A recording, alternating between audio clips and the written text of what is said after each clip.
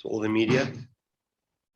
Obviously, great to be back at Cape Town City. Obviously, I have a lot of good and fun memories of the year that I spent here and the success that we had in that year. And obviously, my objective and our objective is to try and replicate that success that we had back in 2016. Yeah, obviously our pre-season has been very, very good. We're moving into end of week 6 of our pre-season, and actually been very, very happy with what I've seen. We've played a couple of friendly games, and I was very happy with the performances of all the players in those friendlies. I think what we've put together is a very competitive squad, and everybody seems to be holding up their hand, wanting to play in that first game against AmaZulu. But I think we'll only truly know where we are once the referee blows that whistle and the game kicks off. Then I think we'll truly know where we are in terms of our fitness levels. Did we do enough during pre-season, or are there still areas that we need to improve? And we'll only know that obviously in the game against AmaZulu. It's going to be tough. They're a team that's obviously had a very, very successful season last year, finishing second. But I think we up for the task, and I think the boys are highly motivated, and we definitely going there confident in ourselves. Thank you, Coach. I'll take the first question from the floor. It will be Pila Sande. Thanks, Fatu. Thanks. Good afternoon to everyone. Coach Tinkler, I just wanted to find out, I wanted to pick up on your point about AmaZulu having had a great season last season. How difficult is it to prepare for a side like that? They looked very, very organized last season, very dynamic in how they attacked and defended. They were a little bit compact than in usual AmaZulu sides. So how do you prepare for a team like that, particularly in a first game in a cup competition like the MTN8? Yeah, I think first and foremost, it was first looking at ourselves and assessing where our strengths and our weaknesses lie. And I think that's what we've primarily focused on, looking to improve on what was our strengths. And I think we saw that last season, that Cape Town City going forward was a very, very good team in attack, very threatening, scored a lot of goals. So we obviously looked to try and improve in those areas. And then looked at defensively, that was our Achilles heel, that was our weakness. And we've looked to improve in those areas. And then obviously study the opposition, look where their strengths lie, look where their weaknesses lie, and then we look to try and exploit those situations, So it's no different to any other team that we're going to play against in terms of how we plan and how we prep. I think, but for me, the most important thing is what we do. And we make sure that we look to play to our strengths. Thank you, Coach. Moving on to Karabo. Thank you very much, Fatu. Good day, Coach Eric. I saw a couple of moments ago, you just confirmed another signing in the form of Hugo Marquez. A very good record in terms of his upbringing. Porto B side. Just tell us, Coach, explain your signing in terms of him. Why did you bring him in? 35 years of age, international as well. What does this mean for Mark Anderson? He looked like he did quite okay last season, also South African 23-24. What does this mean for Mark Anderson and your thinking behind bringing in a 35-year-old international? Thank you, Coach. Yeah, I think unfortunately Darren Keat has a long-term injury when he joined the club, and he's going to be out for quite an extensive period. And we truly believe that we needed to get someone in with a lot of experience. As much as we recognize the future that Mark Anderson has, unfortunately, Mark doesn't have that experience that is required for us to achieve the objectives that we've set ourselves this season. So we needed to bring in someone with experience, and Hugo was of the obvious choice. So he comes in with bags of experience, as you said. He's played in Europe for a number of years. I think he's played more than 1,000 games. So I think he brings a lot of experience, and the fact that he can also speak English obviously has helped us immensely. He's a good leader, and someone that I know because I have obviously a lot of contacts through Portugal. So it wasn't a difficult decision to make to bring him in. Fatu, I'm sorry, Coach. Can you just briefly explain more in terms of the injury of Keith? How long is he likely to be out, and what exactly is the problem? Sorry, Fatu. Sorry. Yeah, I think Darren basically tore muscle on his thigh, so he's going to be out for a period between 3 to 6 months. So it's quite an extensive period that he's going to be out. Unfortunately, this is an injury that he still sustained at the previous club that he was at.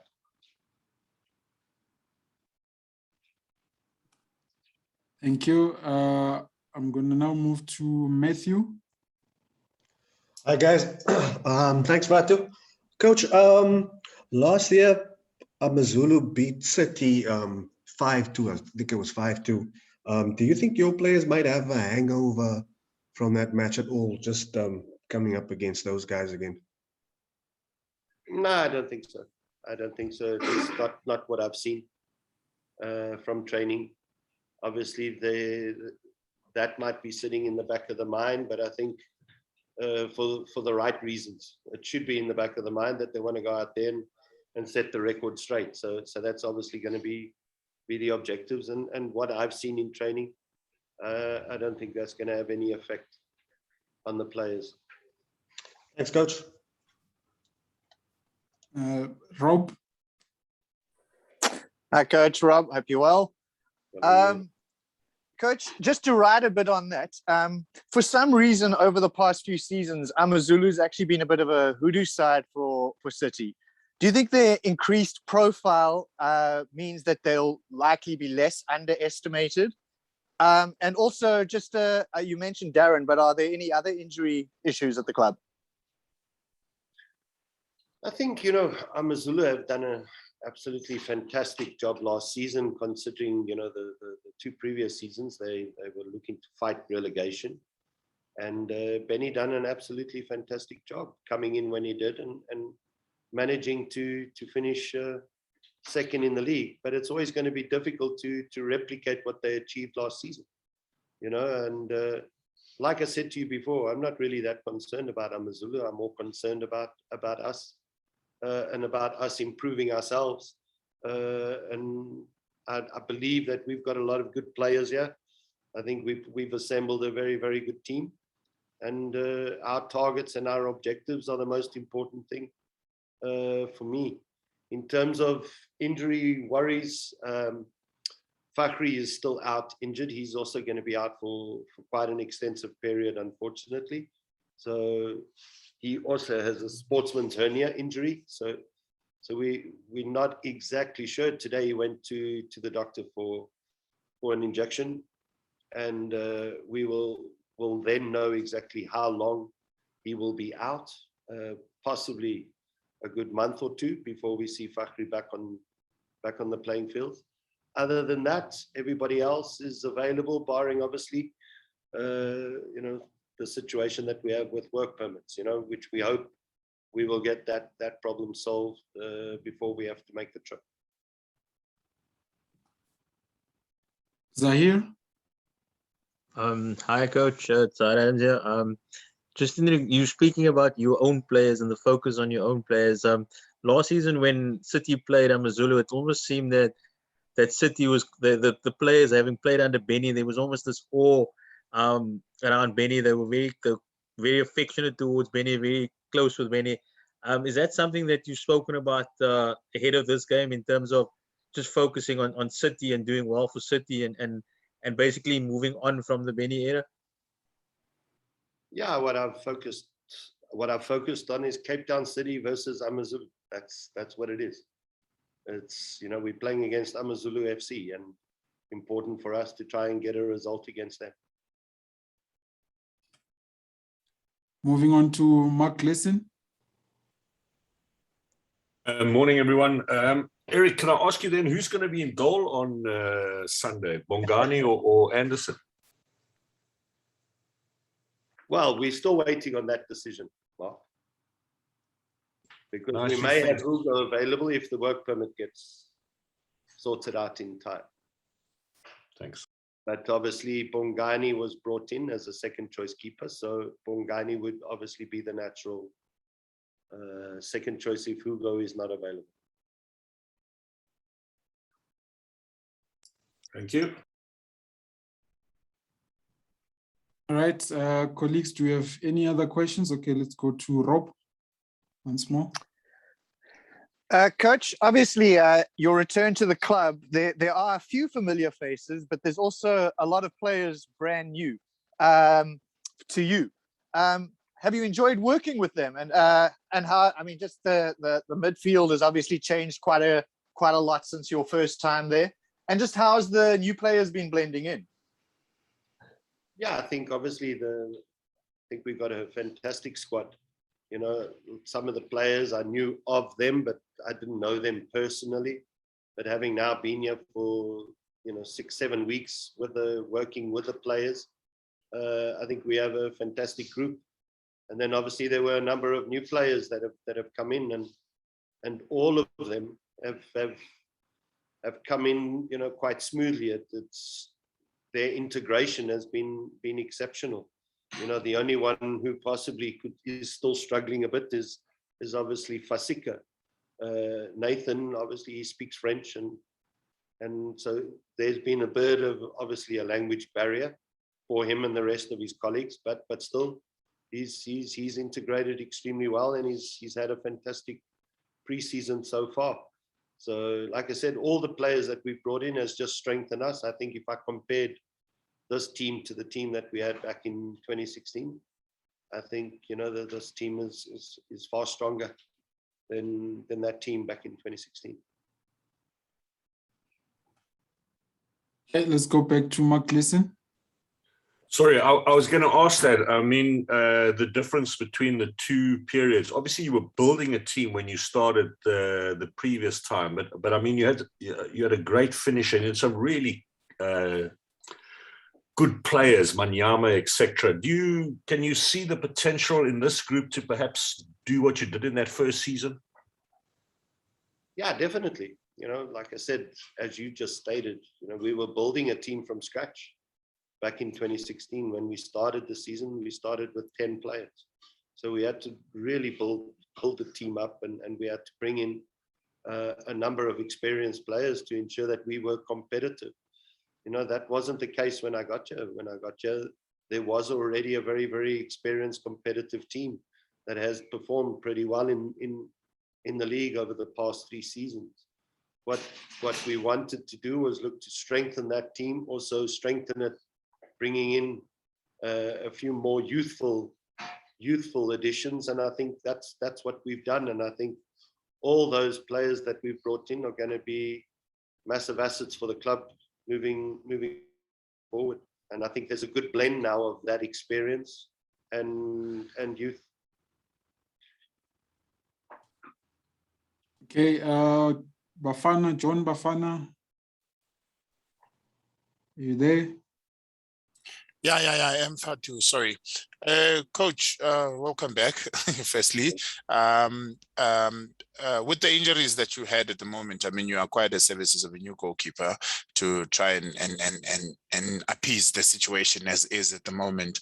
And with Lake out and Shonga gone, will you be looking at adding any more players, a striker preferably?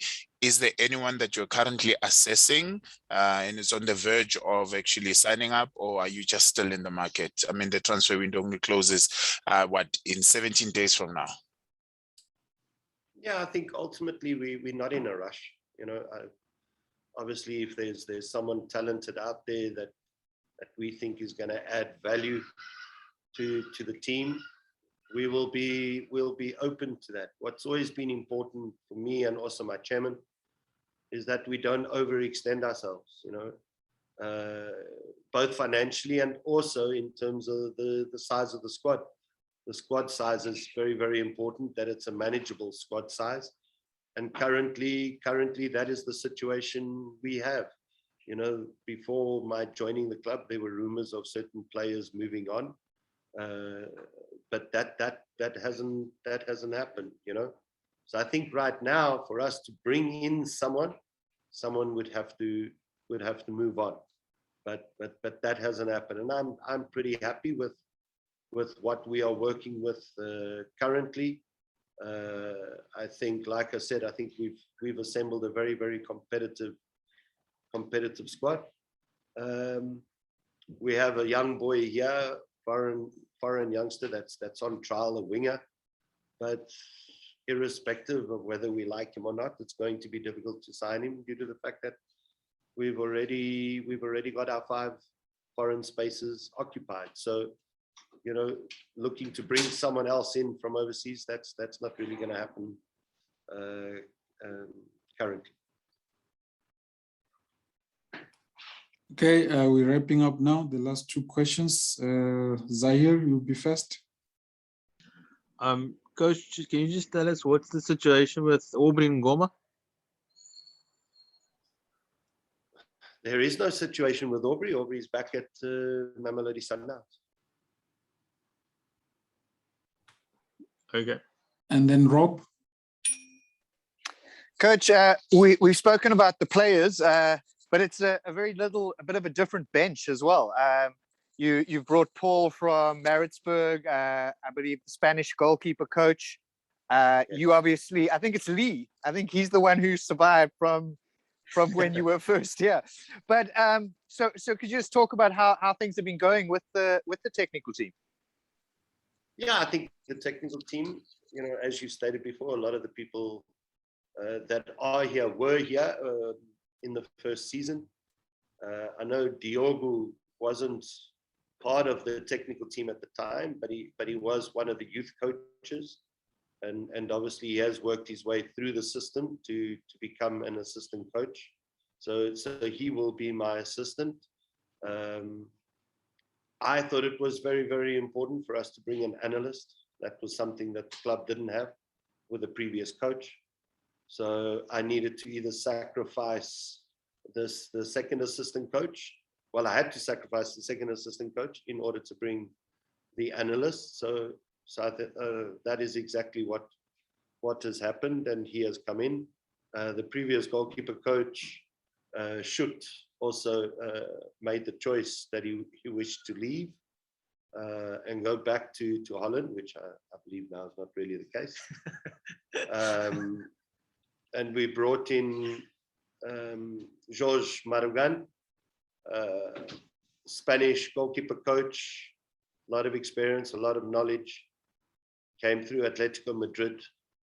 So, you know, and I think he's adapted very, very well. His English is exceptional. And the goalkeepers are loving the sessions that they're having with him. And then, yeah, everybody else. Munir was here when I was here. Julian was here when I was here. So yeah, we've integrated extremely well.